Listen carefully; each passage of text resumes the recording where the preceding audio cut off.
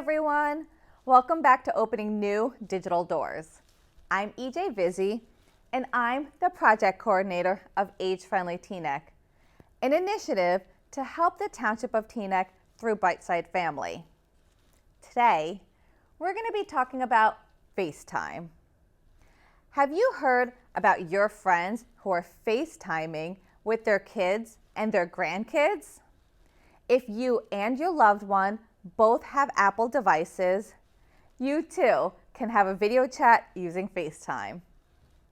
Now, FaceTime simply means video calling from one Apple device to another one.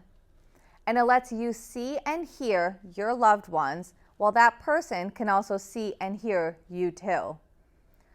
So whether it's seeing your loved one's smiling faces and having a simple conversation, or a friend asking for your opinion on a blouse she's about to buy while she's at the store, or virtually attending a birthday celebration where you can't be there in person. There are so many scenarios in which video offers a more engaging experience than a plain old phone call.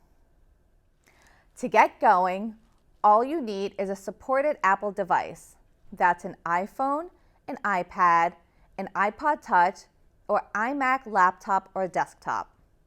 And the other person that you're talking to needs one of these too. You can use FaceTime between different devices as well. So an iPhone can call an iMac desktop, or an iMac laptop can call an iPad. The iPad can call an iPhone, and so on and so forth. But if your friends, let's say, have Google Android, or Microsoft Windows on an HP or Dell, or another device that's not Apple supported, you will have to choose a different video calling app. Maybe one like Facebook Messenger, Google Duo, Google Meet, Skype, Microsoft Teams, Viber, WhatsApp, and so many other options out there. But FaceTime, like all these other video chat services, they do require an internet connection through either Wi-Fi or cellular signal to be able to participate. So if you haven't been able to watch our first episode where I go over different types of computers and different internet options, I do hope that you're able to catch some time and watch that episode. Here, we're going to cover how to make a FaceTime call. But first, let's make sure your device is even set up for FaceTime. On an iPhone, iPad, or iPod Touch, you can tap on the FaceTime app. It's a little green icon with a square and a white video camera in the middle of it. If you're not already signed on to FaceTime with your Apple ID, you'll need to do this, but only one time and the first time that you use it. An Apple ID is your email address and password, and it's used to prove that it's you trying to log in, not someone else using your account. If you're already using an iPhone, FaceTime is automatically registered with your phone number. Someone can FaceTime you through your phone number, and your iPhone will ring, normally like any other phone call would ring.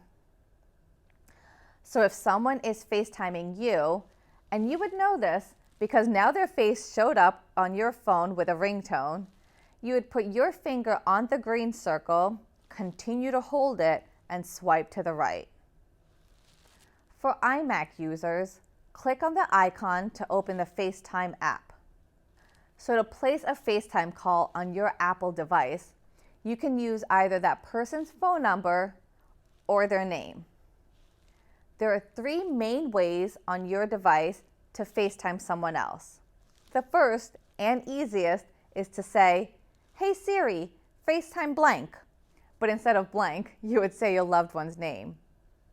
The second way is to use the green and white app that I described earlier. That was up here.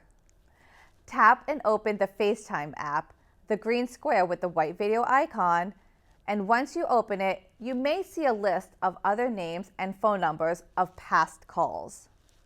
To call someone new who isn't on this list that you see, tap on the plus sign. In the space that says "to," Now you're going to type in the person's name or their phone number. Once you see your person's name autocomplete, you would tap their name, and then you are given two choices: the audio icon, which is a phone call, or the video camera icon, which is a video FaceTime. That's what we're looking for. And the third way, to start a FaceTime video from your contacts list. It's a little similar, actually it's very similar, to how you would make a normal phone call. You would first click on your usual phone icon. Then you click Contacts right along the bottom, which has a little person in a circle on your screen. When that turns from gray to blue after you've clicked it, you will now see a list of all of your loved ones' names. In the space that says Search at the top, if you don't want to go through all the different names, type in that person's name, touch it, and then open their contact page. Here, you can see the words FaceTime again. Feel free to click on the video icon to start that video call. Remember, you can only do this if you have a loved one who also has an Apple device.